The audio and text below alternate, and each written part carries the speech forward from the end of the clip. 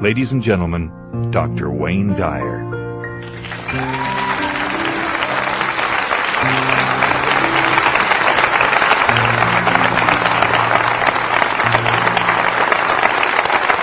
Thank you.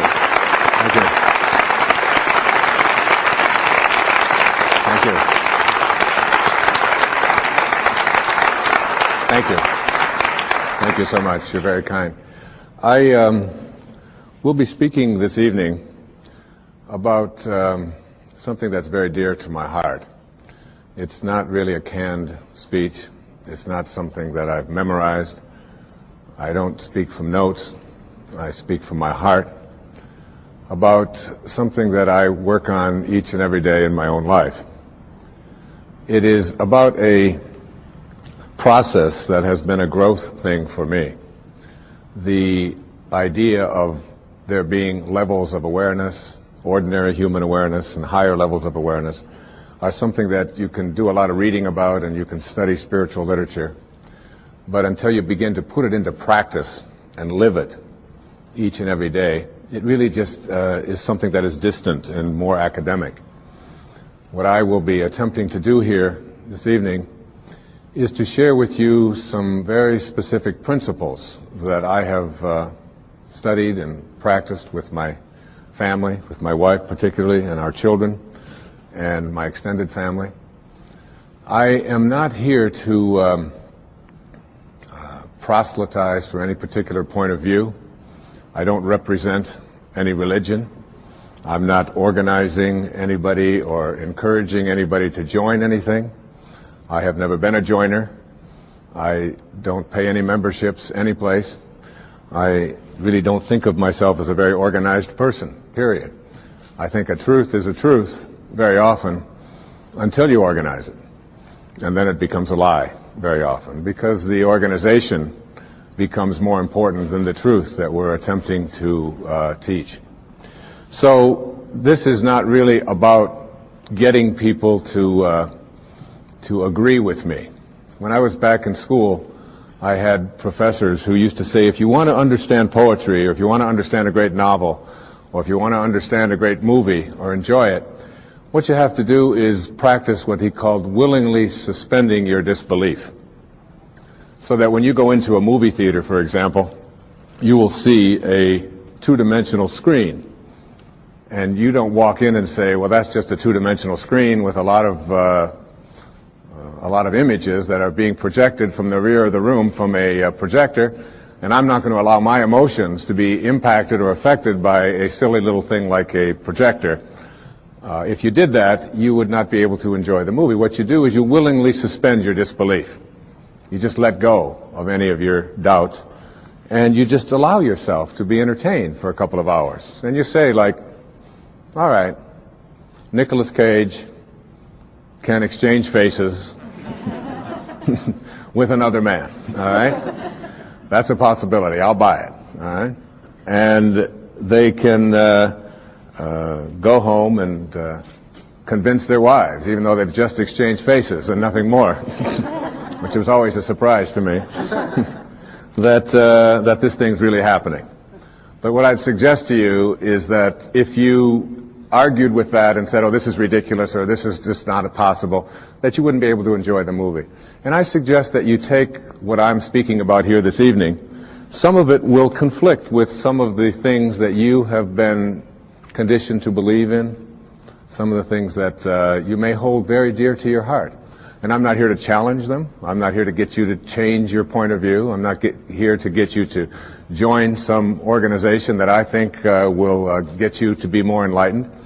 I'm just offering you what comes from my heart, principles that are involved in being able to reach higher and higher and higher levels of awareness, so that things like miracles and being able to attract into your life what has been missing up until now, the ability to heal yourself of perhaps diseases or processes of difficulty that you've never been able to handle before, the capacity to be able to create the kind of relationship that you would like to have, the ability to even get a job that perhaps you haven't been able to get, or to raise your level of prosperity, whatever it might be, to sell your home if you've been having difficulty doing that.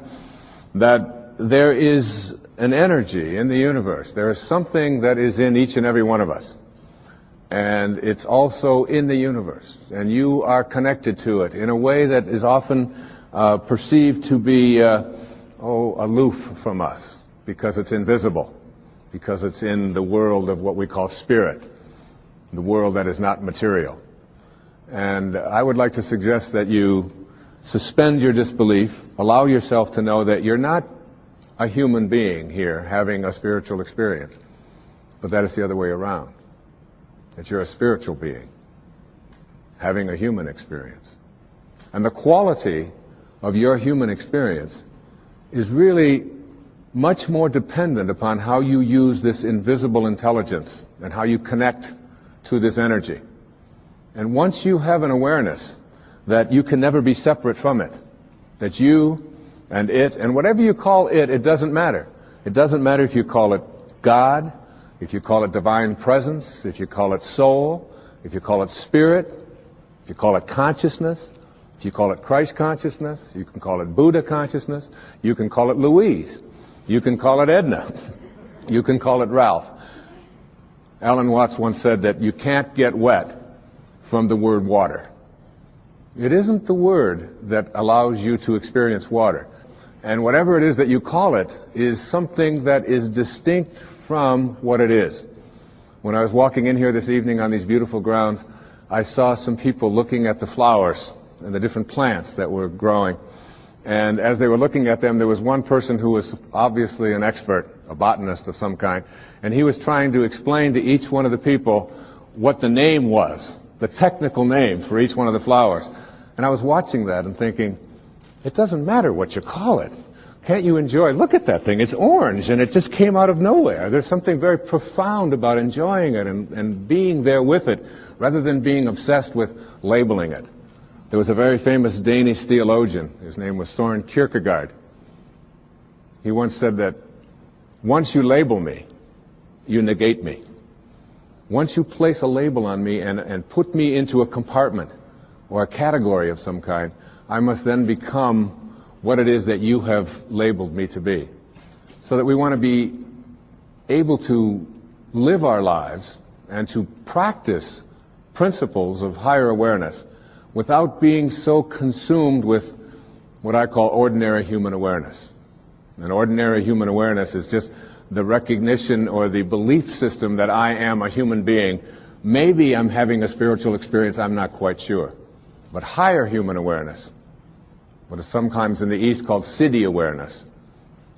In the West it's been called higher consciousness or Christ consciousness. There's many names for it. But when you get beyond just knowing yourself as this body and this personality and this thing that you inhabit, and begin to realize that who you are is that which was never born and can never die. When you recognize your eternal self.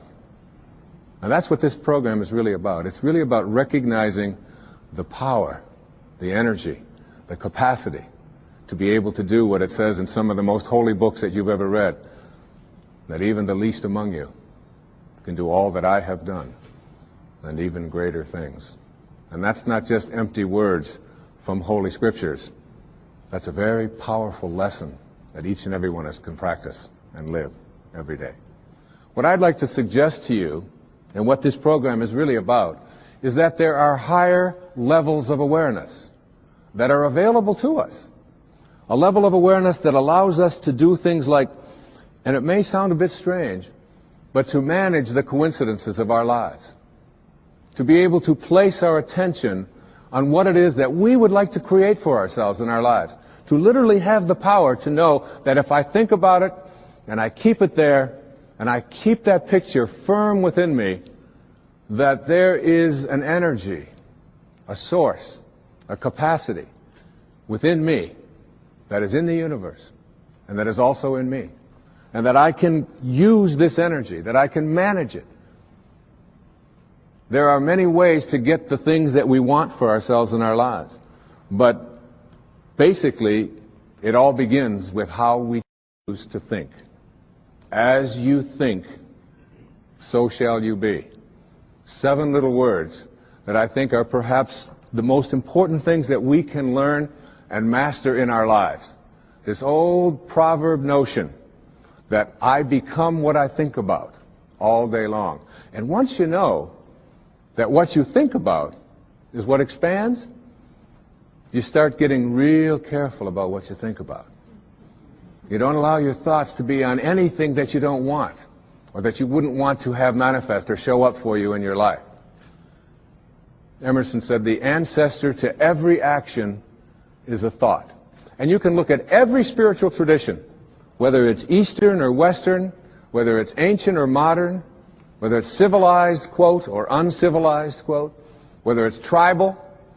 And there is, in all of these persuasions, this idea that inside each and every one of us, in a place that is not material, in a place that has no dimensions, in a place that has no boundaries, that in each and every one of us, we have this power, and we have this intelligence. And you can never see it.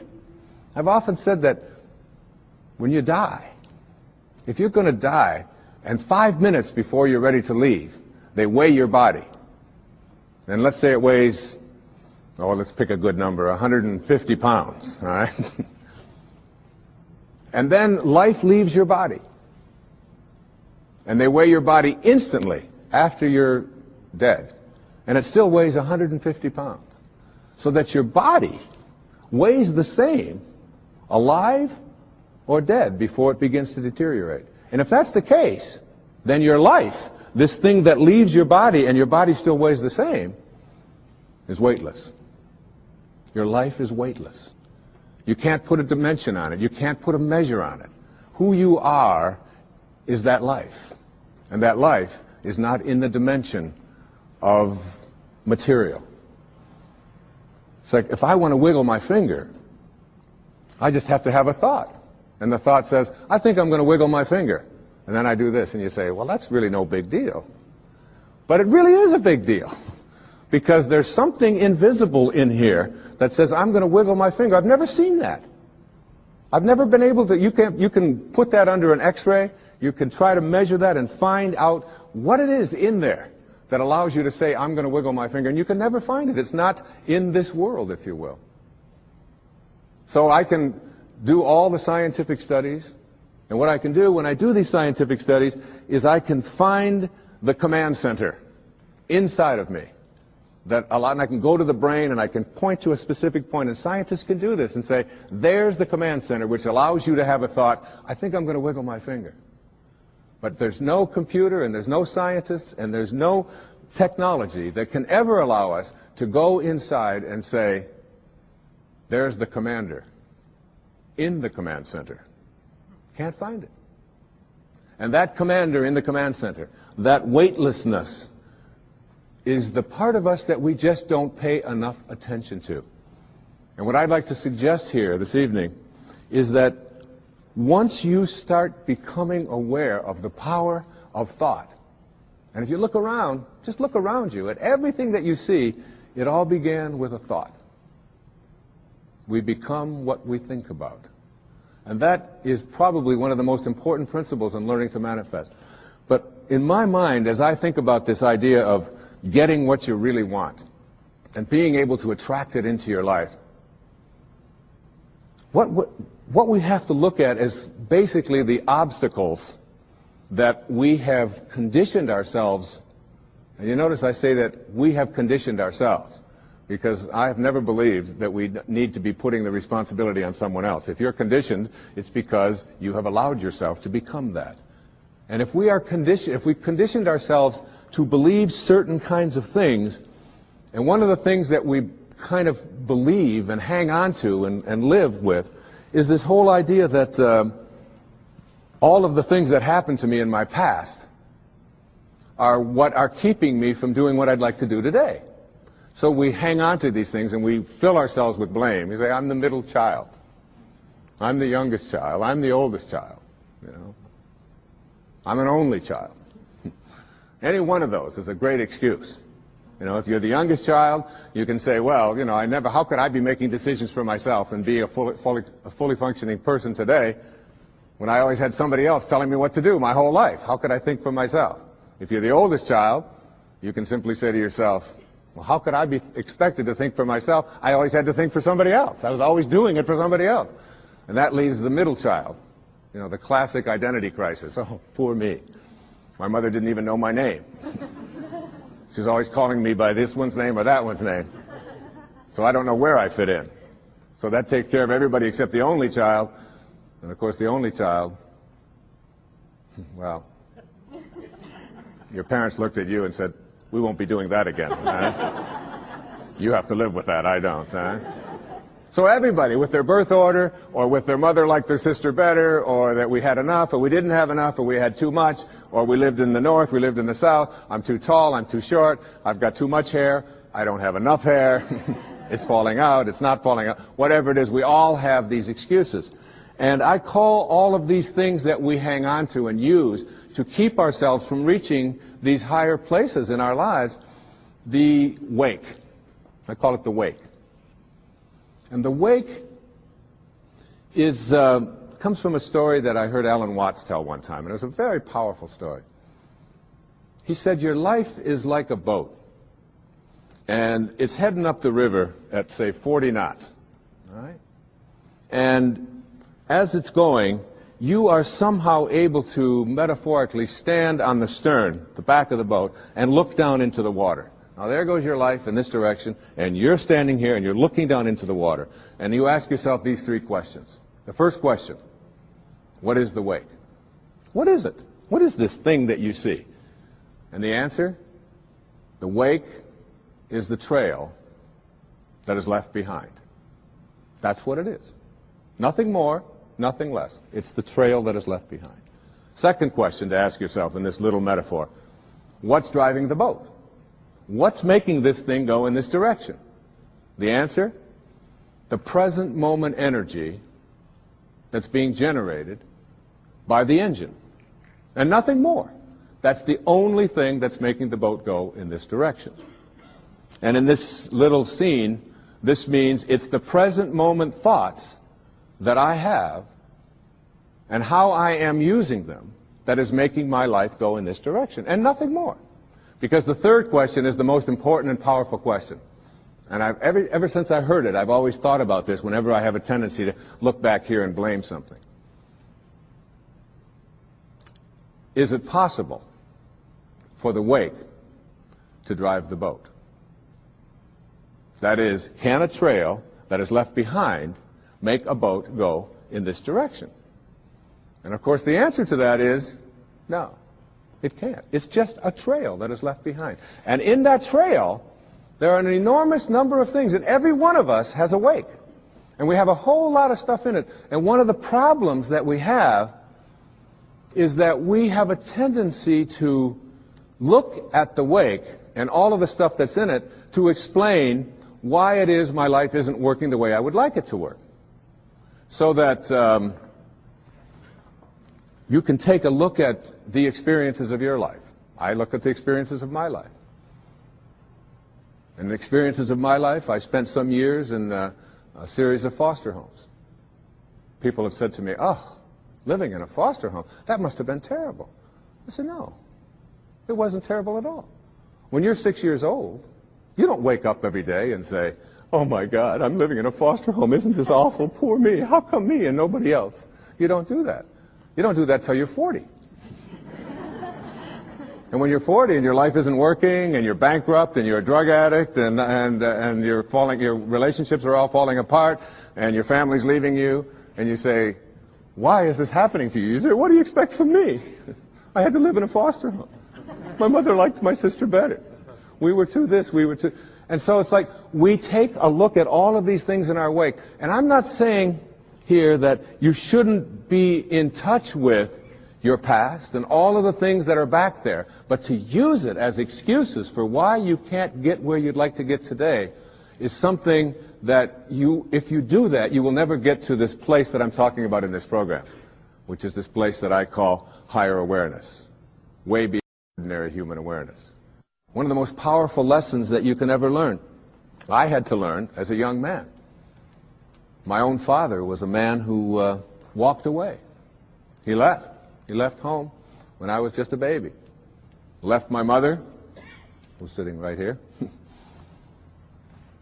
107 years old. Is that? No, you're not 107. 82 years old, though. And with 3 little boys. And all I had ever heard when he walked out about this person that my older brothers told me about, and that when my mother got her family back together again when I was 9 years old, and did all that she could to make a family again, with all the hardships. This was a man who never made a phone call, who never sent a penny, who spent some time in prison, who was an alcoholic, who died of cirrhosis of the liver at the age of 49 and was buried in a pauper's grave in Biloxi, Mississippi. And it wasn't until I went to his grave and was able to stand there, and I used to dream about this man and have this enormous hatred for this person whom I had never seen, just based upon what he had done to my own mother and to my brothers and so on, and all of the stories that I had heard and all the research that I had done. And I ended up at his grave 10 years after he had died when I finally found out that he was dead. It was on the 27th of August. It was 1974. And what I did transformed my life. What I did is I believe I was sent there by God, or whatever you want to call that divine spirit, that divine presence. And my life at that time wasn't working. I was overweight. My relationships weren't working. My writing wasn't working. There were a lot of things that weren't going well for me in my life at that time. Not badly, but they weren't going at the level that I knew I was capable of getting to, because I was filled with this hatred, this anger, this bitterness. And so what I did is I stood there on his grave, on this little marker in the ground, and I said, from now on, I send you love. I forgive you. Mark Twain said that forgiveness is the fragrance that the violet sheds on the heel that has crushed it. And once I let go of that anger and that hatred and all of my attachment to the bonding that I had done with these wounds, and let go of that and cleared that out of my life, my writing began to take place at a much higher level. In fact, I wrote Erroneous Zones in very, very short time after that. I began to get myself back in shape. I began to eat better. I began exercising, got my weight down. And the people that were supposed to come into my life, like my beautiful wife, who sits here with me this evening, and all of our children, some of whom are here this evening, all of it was allowed to flow when I released that energy of negativity and blame and hatred. They say that you never die from a snake bite. It isn't the bite. And you can't be unbitten. It's in the wake. What kills you is the venom that continues to pour through you long after the bite has taken place.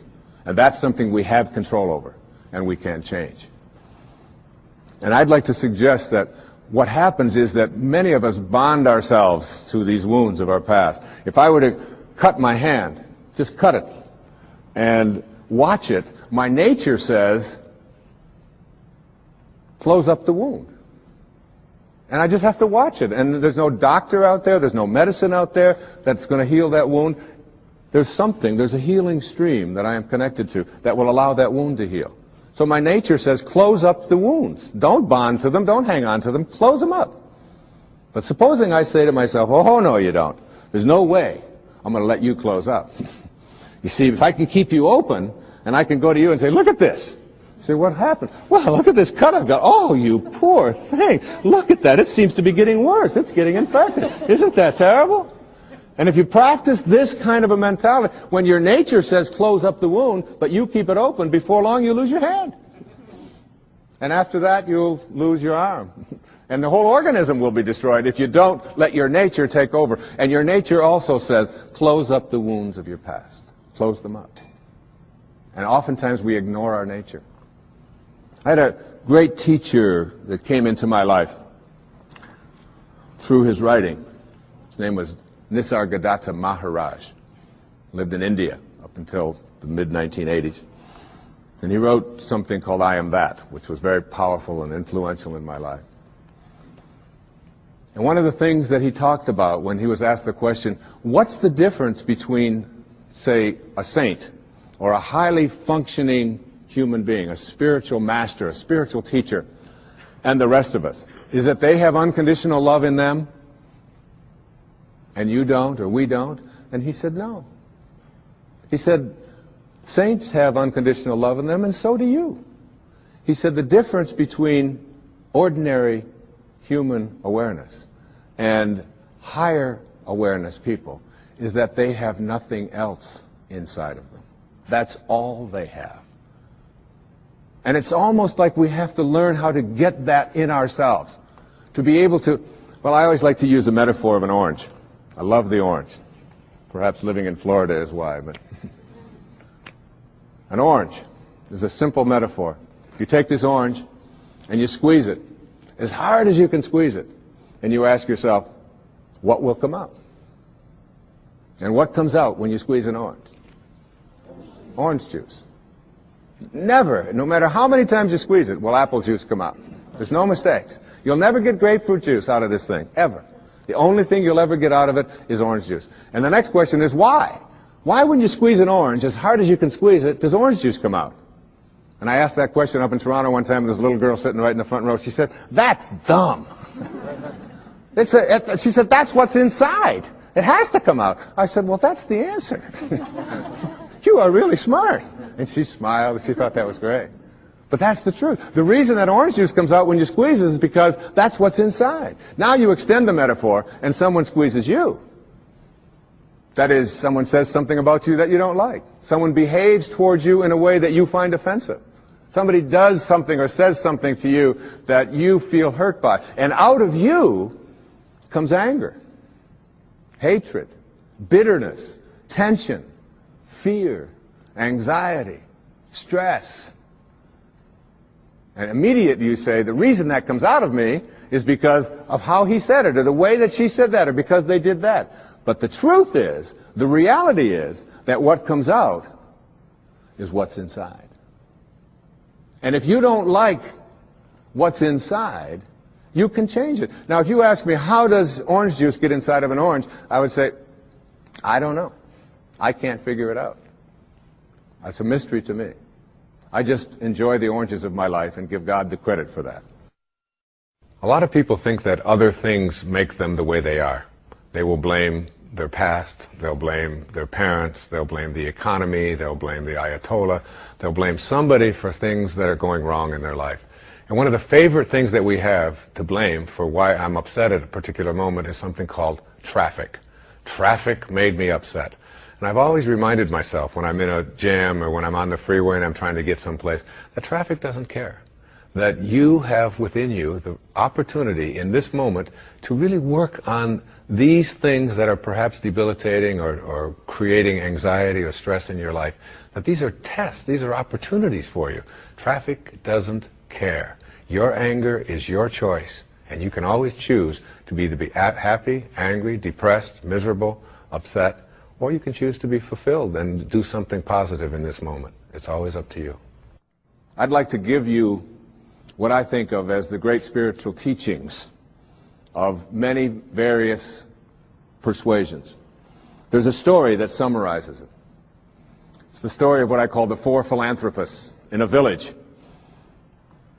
The conquerors had come through, and they had taken all of the men, or many of the men who were warriors at the time, and they had placed them into this prisoner of war camp right in the village. And many of the villagers knew that their compatriots were imprisoned. And the first philanthropist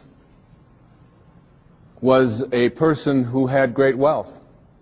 And he went to the people who had the prison and were in charge of it, and he said to them, I understand the men are not able to have fresh water and cold water. I would like to donate all of my earnings and everything that I have to purifying the water for them and making sure that all of them will not be sick.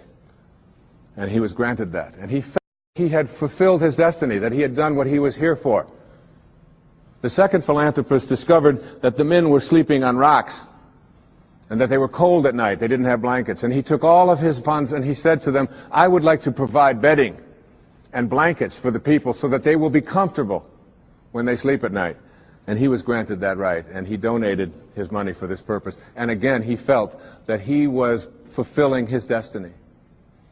The third philanthropist discovered that the food that they were eating was inadequate, that they were just given beans and water and some bread.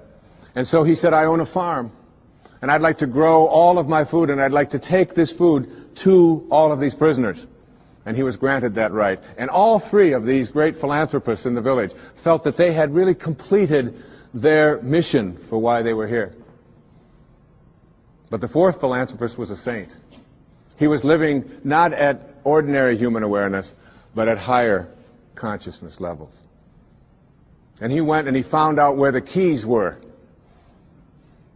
And he went to the prison at night and he released all of the prisoners. And this little metaphorical story really tells us that when we are living at ordinary human awareness, there's nothing wrong with those who are out there who can help us to suffer in comfort. All right? And many of us have learned to do that and accept that and say, all right, as long as I'm comfortable, even if I'm suffering, it's okay. But there are those who have keys. And those keys can open the prisons. One of the great teachers in my life was Carlos Castaneda. And Castaneda talked about his teacher, who was what they call a nagual, a Native American term that refers to all that is knowable. And his teacher told him that your life is like being born into a room, a mansion, if you will, that has 1,000 rooms. But you're born into one room. And this one room is called daily human awareness. And the only way you can get in is through conception and birth. You're in. And the only way you can get out, we are taught, is to die. So we spend our lives in this mansion in one room, even though there's 999 other rooms. We don't know how to get out into those rooms unless we die. So we wait to die. And what his teacher told him is, I can teach you how to get out of the room of daily awareness and into the other 999 rooms. And if you stay with me and learn all that I have to give you, I can teach you how to get out of the house altogether without having to die. And what we have to do in order to get to that place where we can take the keys and unlock the self-imposed prisons, or the prisons that we have given ourselves on the basis of what we have come to believe is our limitations, what we can and can't do. We have to let go of that. And I call it rewriting our agreement with reality. We literally have to make a whole new contract with what it is that I perceive to be what is possible for me. And in order to do that, we have to shift out of the things that we have come to believe in, and everything that you came to this program watching tonight that you believe in was handed to you by someone else outside of you, was handed to you by the experiences or testimony of someone in the past, and because it comes from outside of you, there is still an element of doubt. And this element of doubt isn't bad, but it keeps you from reaching higher levels, because what you think about is what expands. And if you're thinking doubt, then doubt is what expands. William Blake said, if the sun and moon should ever doubt, they would immediately go out. So how do we get past what we believe in, or what has been handed to us, and still honor it and be grateful for all of the teachers and all of the people who have come before us? So what we have to learn to do is let go of that tribal consciousness and shift to what I call a knowing. Now, there's a big difference between what you believe and what you know. Everything that you know is something that you have made conscious contact with. Conscious contact. So there's nobody out there watching. There's nobody in this world who knows how to swim, who learned it by somebody else telling them that you can swim, or by watching Mark Spitz go through the water, or by observing other people doing it. You may remove some of the doubt, but you will never know how to swim until you get in the water and blubber around a few times and then do it. And then you'll have a knowing. And that knowing is something that you'll never lose, just like riding a bicycle or dancing the Macarena or making a lemon meringue pie or anything that you know how to do. It's because you've made conscious contact. And I'd like to suggest that there's a big difference between knowing about a divine presence, knowing about a sacred awareness, knowing about God, and knowing God. There's a big difference. Just like there's a big difference between knowing about the possibility of being able to heal myself of something that is bothering me, perhaps a disease process. I perhaps may believe that it's possible because I've read other people and I've heard others say it. And I've read the testimony and I've listened to the tapes and I've gone to the seminars. But until you have made conscious contact with it, you'll never know it. And I'd like to suggest there's a wonderful poem. I'd like to share this poem with you. It's written by a wonderful woman. Her name is Valerie Cox. And she lives up in Seattle, and she's written quite a bit of poetry. This particular poem really speaks to me to the difference between what you know and what you believe in. Immerse yourself in these words. A woman was waiting at an airport one night with several long hours before her flight.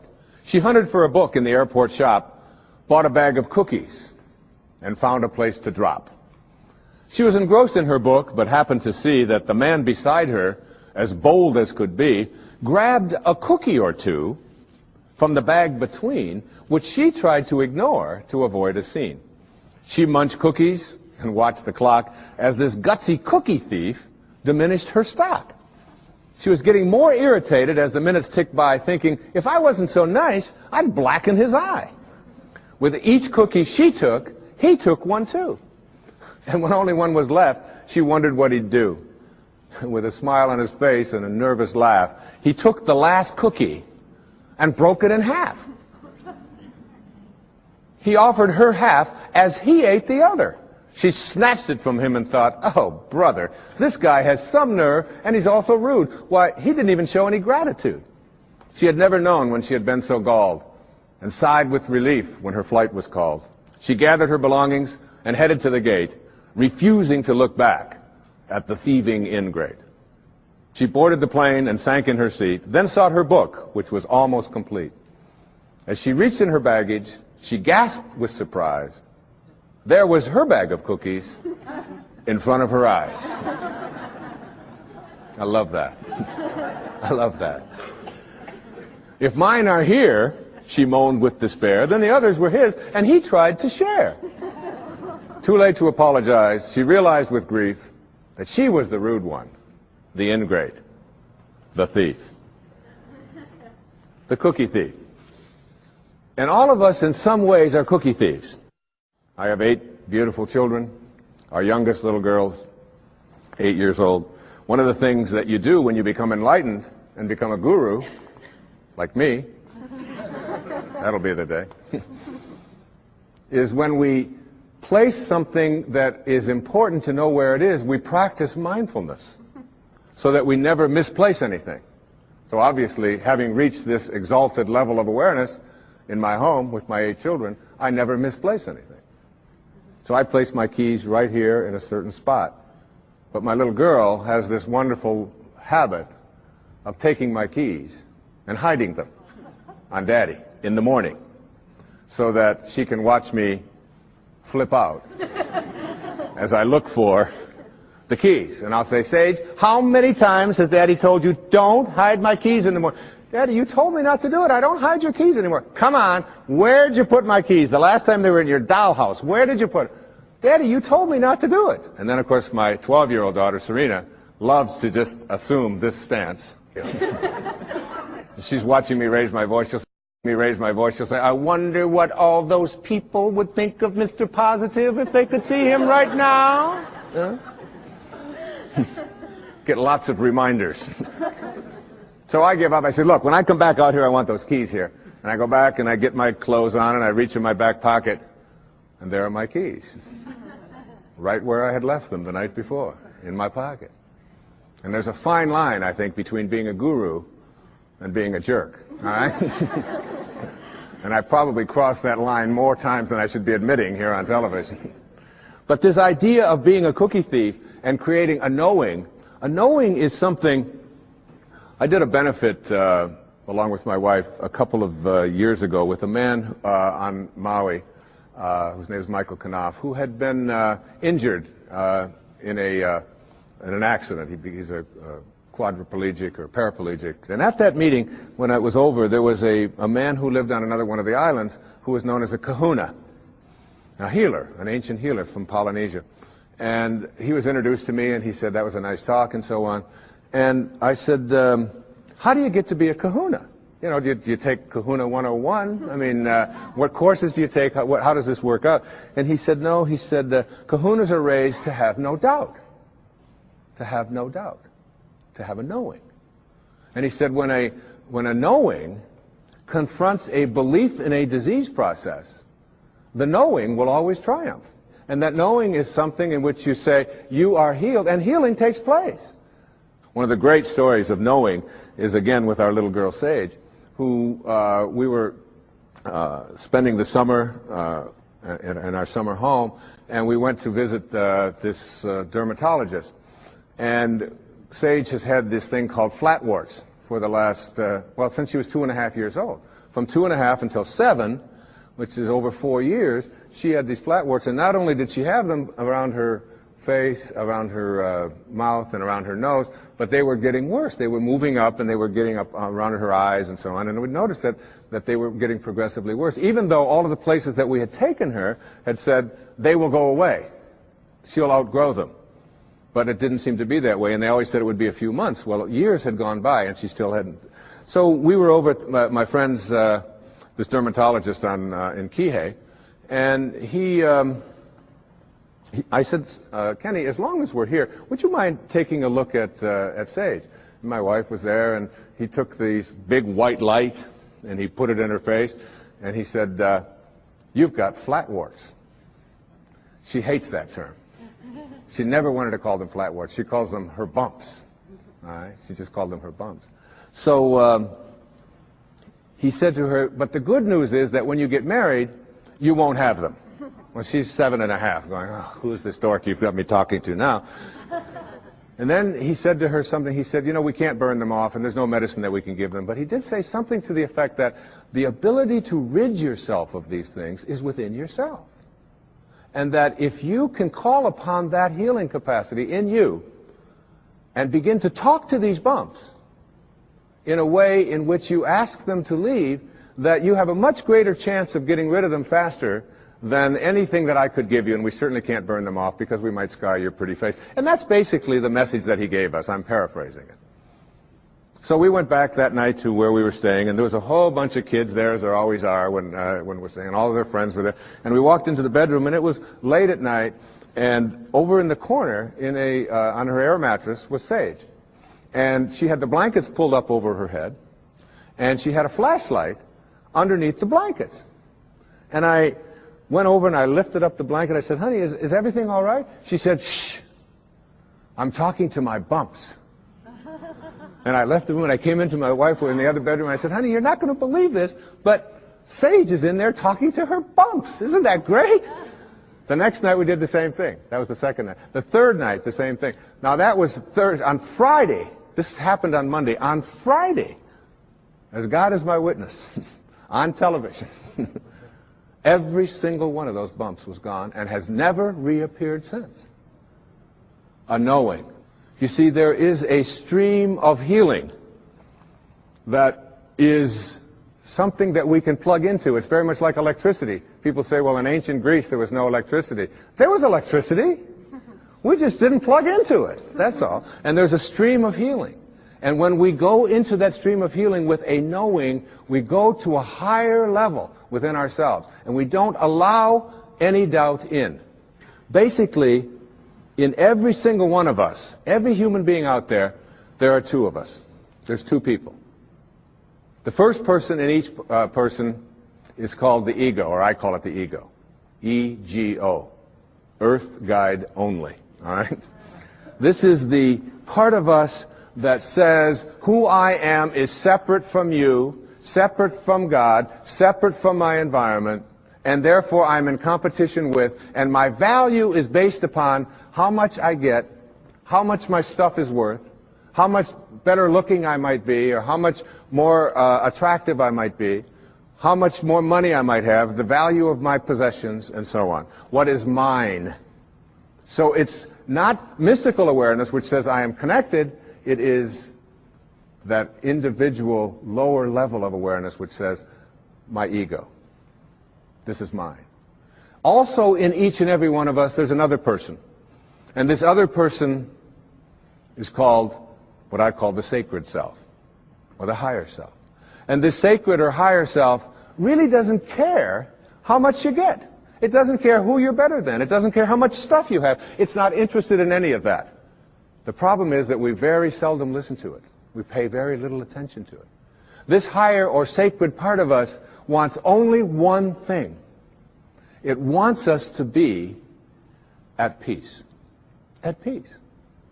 Whatever choice you make in every interaction you have, make the choice to be at peace, your sacred or higher self says. Whereas your ego says, oh, no, no, no, no. It's much more important to be right. And so we find people in relationships struggling a lot. And one of the things that they struggle about is who's right and who's wrong. Most of the fights that you have in your relationships really basically, oftentimes you forget the details. But it's basically about who's right and who's wrong. So that if you want to have your higher or your sacred part of you ruling in your life, I suggest this to you. Practice being kind rather than right. When you have the choice, and you have the choice in your relationships with your spouse and your ex-spouse, with your parents, with your grandparents, with your in-laws, with strangers on the freeway, with flight attendants, with waiters, with whomever you interact, if you can just subdue this ego part of you which says, it's important for me to be right, which will introduce you to stress and anxiety and fear and so much of the stuff that I talked about earlier, and instead say, how can I suspend this part of me and allow the part of me that wants to be at peace, that wants to be happy, that wants to be fulfilled. And if I said to you, I'm going to give you a magic wand, and with this magic wand, I am going to allow you to just wave it and get anything that you want. Whatever you want. You can have this car, you can have these nice clothes over here, you can have this home, whatever it is.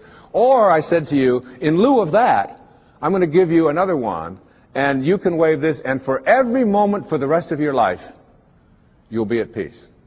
Whatever comes along, you'll be able to choose peace. And basically, we know that we're only here for a very short time. And being able to choose peace, which is what the sacred part of you begs you, the higher self. Once you get that, you begin to shift away, and you stop telling yourself that the people who are close to me, in relationship with me, are the people who don't belong there. I remember my wife and I, we often talk about this, and we've been together a long time. We've had many children together, and we have a very wonderful, loving relationship. Thank you. But we'd often, and one time I said to her, or she said to me, you know, we love each other, but this doesn't sound like love. Sometimes the way we talk to each other doesn't sound like love. Let's practice with each other, being kind rather than being right. And it was transformative that when we had that walk. And doing that with your children, and doing that with a waiter. I mean, a waiter who comes to you and is like, you know, hassled and frazzled and has been busy and all of that, and your ego says, wait a minute, I'm here and I'm important, and I have a right to be served, and I have a right to be served now. That's the ego part of you. If you can suspend that and say, you know, you are a lucky man tonight. You got somebody who's stealing from his sacred self. And I understand. And you take your time, and you come to me, and you bring it at your convenience, whenever you can. I'm willing to suspend my... And you know what? You'll get so fast, and with such gratitude, just for being kind, if you practice it. Every single one of us are in relationship, whether it's with our husbands and wives, with our ex-husbands and wives, with our children, our grandchildren, whether it's with people we drive along the freeway next to, whether it's with waiters and waitresses, or baggage handlers, or flight attendants, or people that we are in line to get into the movie. We're all in relationships, and we interact with each other all the time. And probably the best lesson that I've ever learned in my life about how to be in a relationship in a way which is powerful and happy and fulfilling is to remember this sentence. When you have a choice, and you always do, to be right or to be kind, start picking kind. The ego part of us wants to be right. How dare you not serve me as fast as I think I deserve to be served? How dare you say something to me? And immediately we want to make that other person wrong and make ourselves right. But there's a part of each one of us that wants to be happy, wants to be at peace. And that part of us says, it doesn't matter whether you're right. It doesn't matter about your ego. All you want is to be at peace, so pick kind. This kind of an attitude, if we had more of this, not only in our own personal lives, would we improve virtually every relationship we have with all of the people closest to us and all of the strangers we interact with. But on our planet as well, we would begin to understand the wisdom that on a round planet, there's no choosing up sides, that we're all one. We're all breathing the same air. We're all drinking the same water. We're all being warmed by the same sun. And as they say, as the Native Americans used to say, no tree has branches so foolish as to fight among themselves. It applies in your relationships, and it applies as a people as well. I've often said that in any relationship in which two people agree on everything, one of them is unnecessary. Right? So it isn't about getting somebody who's just like you. In fact, your soulmate is the person that you have a lot of difficulty with. Your soulmate's the person you can't get rid of. They just keep showing up. You say this, they say that, and there they are, they're back again. And they never go away. They keep showing up in your life. And everybody has these people. These are our greatest teachers, because anybody in your life who can push a button and send you into a frenzy is the person who's your greatest teacher. You know why? Because they teach you that you haven't mastered yourself at this moment. You don't know how to choose peace. In A Course in Miracles, there's a wonderful line that says, I can choose peace rather than this. Whatever it is, I can choose peace. My soulmate, my wife, is one of my soulmates. I mean, she knows how to push those buttons. She's really good at it. And she's one of my greatest teachers. I remember saying to her one time, honey, do you love me for who I am or for what I've been able to do for you? I just want to, she said, that you call yourself a spiritual person? I can't believe you would even ask a question like that. She said, I don't love you for what you can buy for me or what success that you've had or where you are on any bestseller list. I love you for who you are. And I will always love you. I said, well, I was just asking. I said, what if I was just Joe Sixpack? You know, and I was just bringing home, you know, a meager salary and so on. She said, I will always love you for who you are. She said, I would miss you. But I would always love you. She knows. She's got that. You know. And all of us have soulmates. My daughter Serena, who's just turned 13, my teeny bopper. She came home from school one day. She said, there's a rumor in our school. She saw somebody had seen me on television that you actually wrote a book about how to raise children. Tell me it isn't true. I said, honey, you can come and hear me speak. Would you like to come and hear me speak? I said, people actually pay to hear me speak. She said, why? I mean, she's got that, all right? But her soulmate is her sister Summer, who is now almost 15. But when Serena was 12 and Summer was 14, my wife was away working on a book of hers, and I was taking care of everything at home while she was working on her book about a spiritual approach to childbirth and infancy care. And she's as qualified as anybody to write about that, I can tell you. And I was making breakfast. I was making waffles for them in the morning at the toaster. And she mixes all this stuff up. It's a lot easier to just put them in. And Summer and Serena were sitting at the back table in the kitchen. And I heard Summer say to Serena, out of nowhere, about 6:30 in the morning, if you didn't have any feet, would you wear shoes? And I turned around, I said, where is this going? And Serena went, that's ridiculous. What do you mean if I didn't have any feet, would I wear shoes? She said, of course not. And Summer said to her, then why are you wearing that bra? Everybody's got a soulmate. Stormed out of the room. It was all.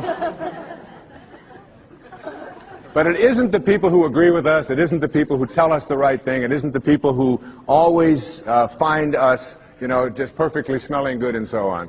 There is an element of understanding that everybody who shows up in our life has something to teach us. Many people have said to me that they have observed in my writing and in my teaching over the years that I have changed.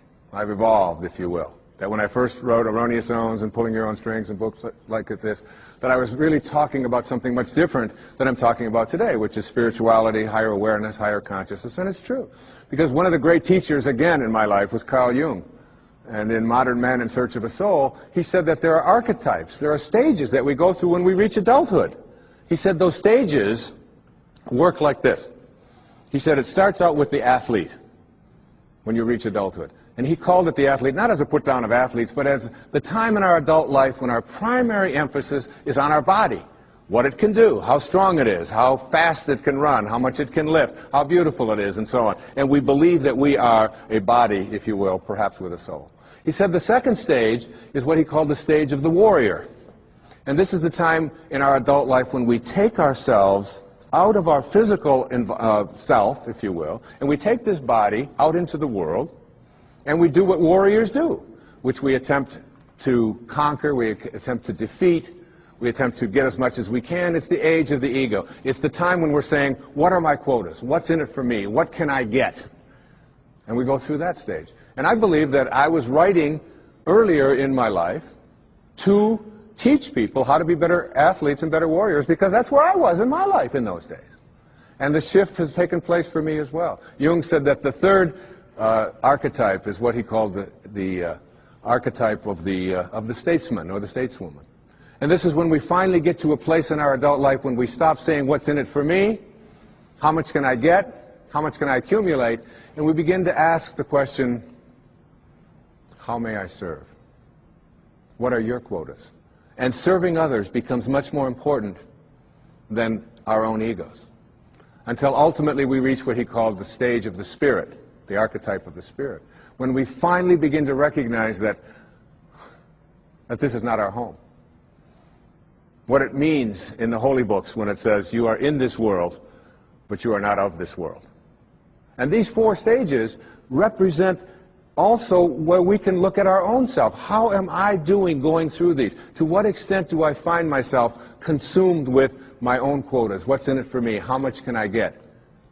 And ask ourselves that question as we begin to interact and deal with other people. Being able to manifest, being able to attract into our lives what it is that we'd like to attract into our lives boils down to a formula that I'd like to share with you here this evening. And this formula is one that everyone that I know who is able to get things into their life practices this. I call it the 4 reallys. All right? So that what you really, really, really, really want, you will get. And these 4 reallys each of them stands for something. And if you look at people who are good at, some people call them lucky, some people call them highly spiritual, whatever it might be, but they are good at getting what they want in their lives. And here are the 4 reallys. The first one says, I wish. So what you really wish for, everything that you'd like to get into your life starts with a wish. It's a thought. I wish I could get that job. I wish I could get that promotion. I wish I could lose weight. I wish I could get rid of that addiction that I have. I wish I could, whatever. It's a wish. So what you have to start with a wish. The second really stands for what you desire. What you really wish and desire. And the difference between what you wish for and desire is in what I call asking. Ask and you shall receive. Ask and you shall receive. It's not empty words. Be willing to ask. When I get stuck sometimes writing, and I'm just not quite sure where to go or whatever, I just leave the typewriter, or I leave the yellow pad that I'm writing on, I walk over to the couch and I get into a meditation and I say, I would like some help in having this become clearer as to how to express it. And it's always there. Sometimes the phone will ring. And my wife will call and she'll say, did you know that this was in the mail? And I'll say, read it to me, and it'll be exactly what I needed. Sometimes it just comes in the thing that I call an intuition or an insight, whatever it might be. The third really stands for what I intend. So now you shift away from what I wish for and ask for, and you frame it in such a way that you intend to create it. I intend to create this, whatever it might be, whether it's a healing, whether it's a losing of weight, whether it's getting rid of an addiction, whether it's creating prosperity. I intend to create it. And if you notice people who are good at manifesting, they don't mince those kinds of words. I will do it. And someone will say, well, what if it doesn't work out? You say, well, then I'll just learn whatever I have to learn from it not working out. But I intend to create this in my life. There's an intention, and the intention is so powerful that you become independent of the good opinion of other people. You're not checking it out with the tribe. You're not checking it out with what everybody else out there said you should do or shouldn't do. You're saying to yourself, I intend to create it. And I often tell people, don't tell anybody else about what you want to manifest. Don't make it a big statement. Instead, keep it to yourself. And they say, why do you want to say that? I say, because the minute that you do, you invoke ego. And in quantum physics, there's a simple line. It says, particles themselves are not responsible for their own creation. Another way of saying that is the way St. Paul said it. That which is seen, he said, hath not come from that which doth appear. That is, the source of everything over here, it's not over here. It's in this invisibleness. And once you invoke ego, you have to defend it, you have to explain it, you have to get the tribe involved in it, and before long, you've lost the capacity to manifest. It's a spiritual journey. Inspiration, in spirit. When you're inspired, in spirit. The fourth really stands for passion. Passion.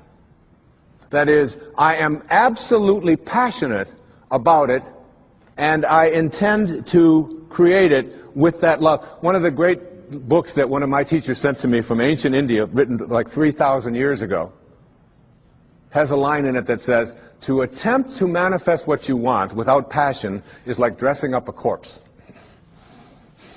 So you take this corpse, and you put a tuxedo on it, and you dress it all up, and you put all the makeup on it, and you take it out into the world, and you say, now see what you can get for me. But basically, it's dead inside.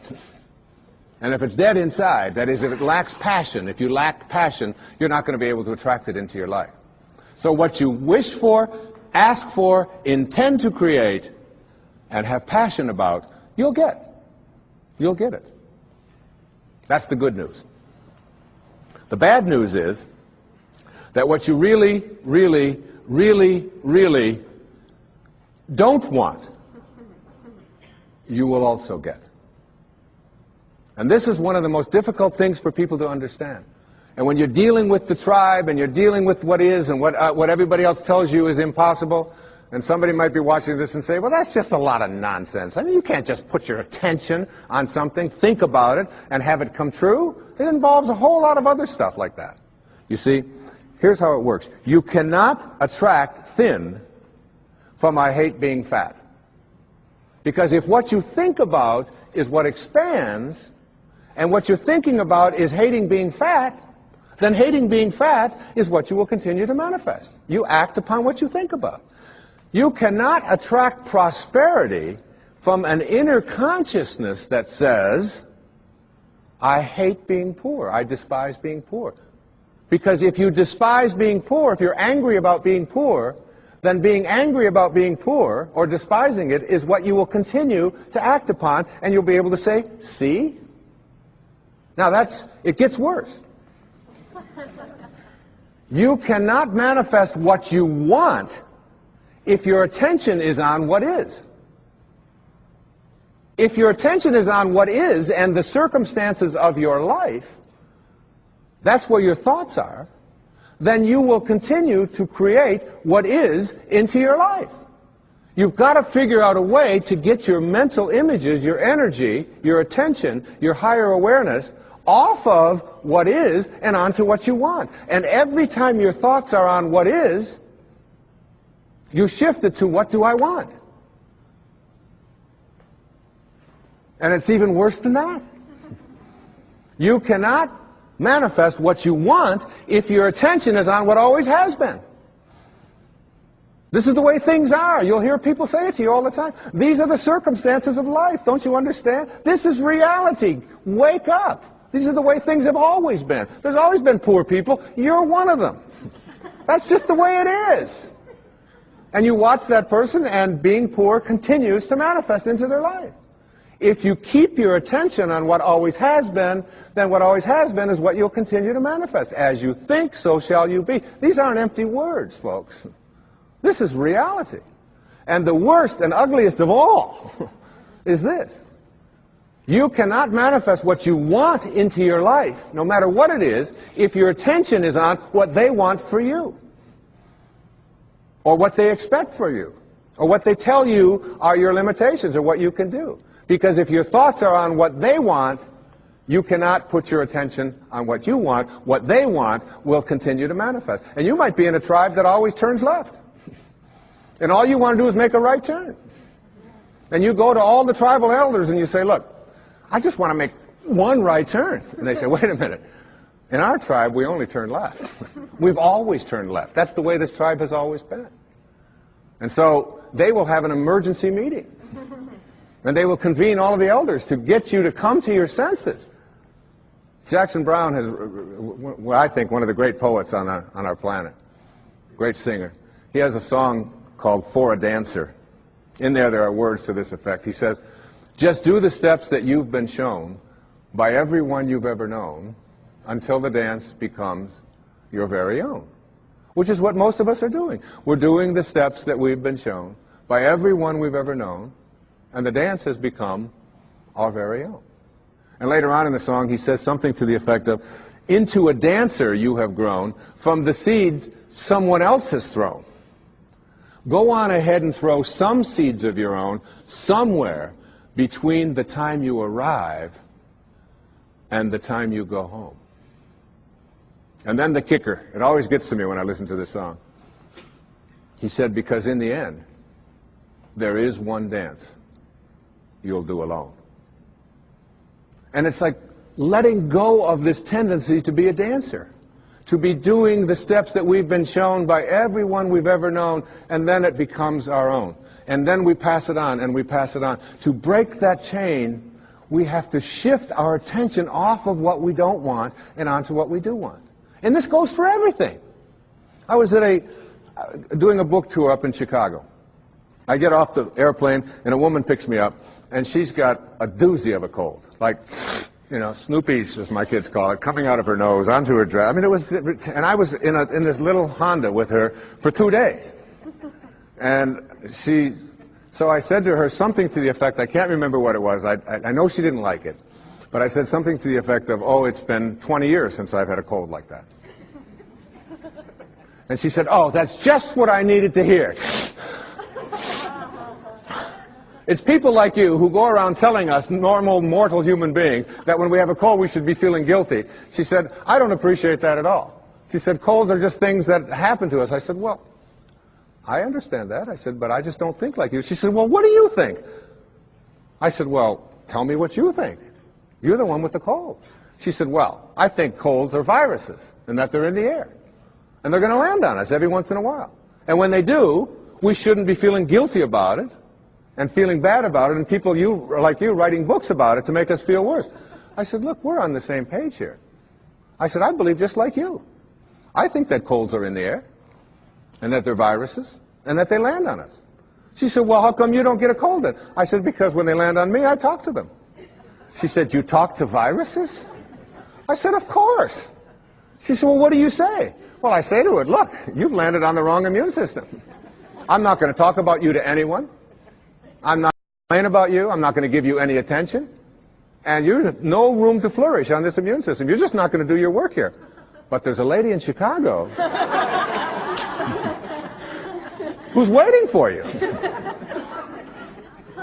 Now, you laugh and you think that that's silly, but I'm telling you that when you keep your attention on what you don't want is what will keep manifesting into your life. Addictions have been described as never getting enough of what you don't want or what you despise. So we keep our attention on what we don't want, and what we don't want is what we keep seeking after, and then we despise it. When we put our attention on what we do want, when we shift to a place called unconditional love, and begin to view it as something that I don't have to be dependent upon, you can shift right out of it. The currency for attracting what we want into our lives is our thoughts.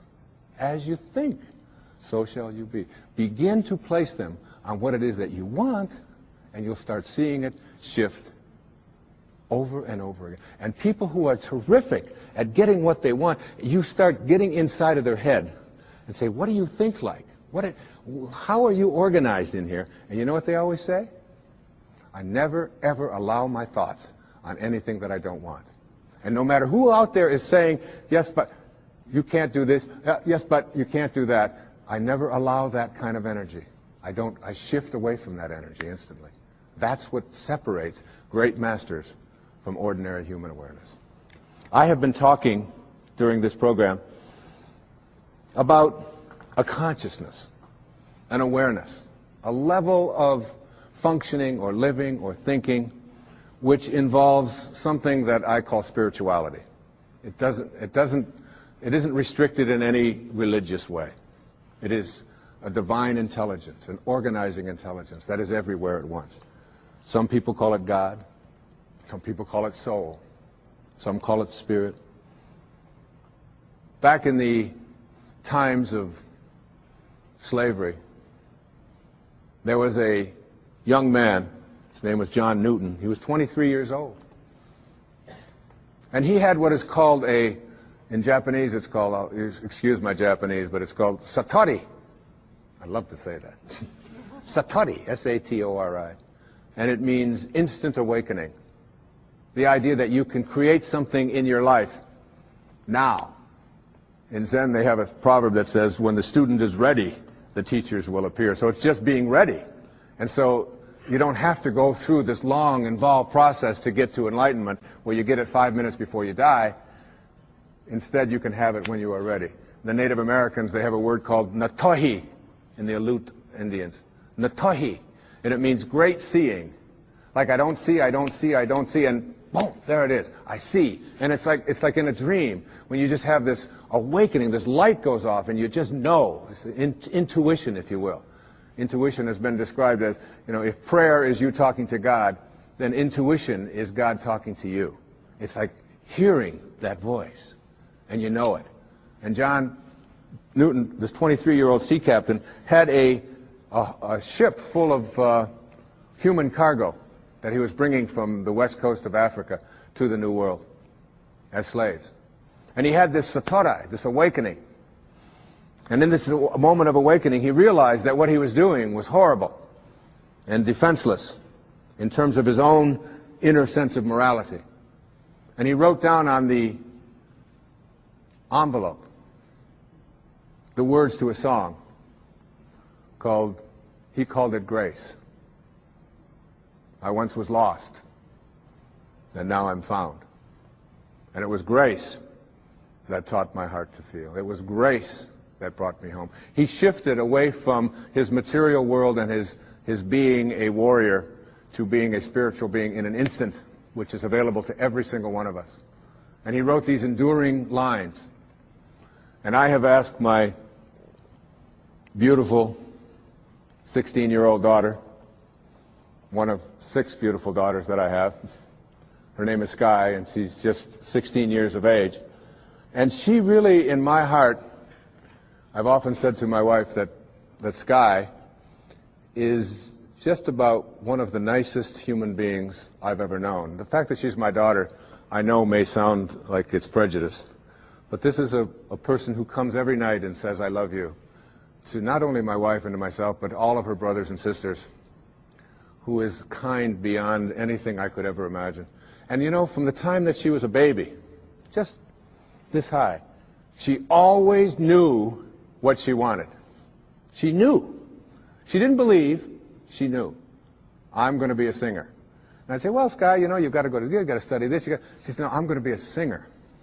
And she would never hear of anything to the contrary. And if we were walking through a mall and someone would say, and she'd be 2 years old, up to my knees, and someone would say something to it, she would just sing a song for them. And she'll do it at any time. She had that knowing.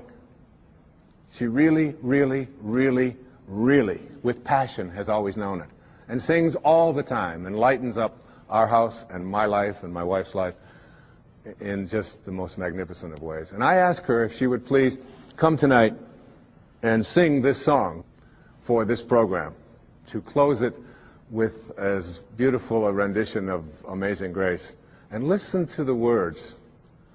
It isn't just my pride in my little girl singing. It's the message of finding yourself and reaching that higher level. So, ladies and gentlemen, my beautiful daughter, Sky Dyer, singing Amazing Grace.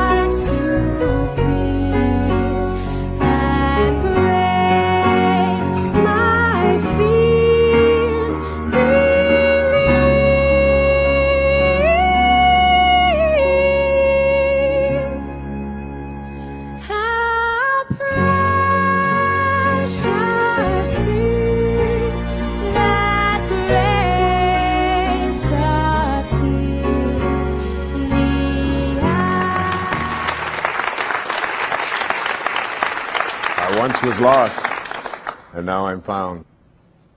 The message of that song is the message of this program. You'll get rid of the snares of your life. You'll let go of all of the things that keep you from reaching that exalted level of spiritual awareness. And you'll find yourself coming home. And when I say coming home, I mean returning to your source.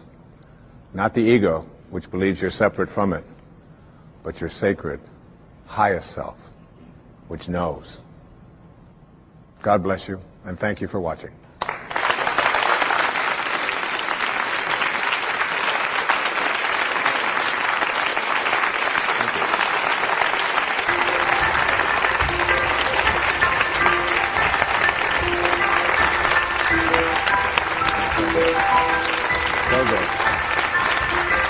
Thank you very much.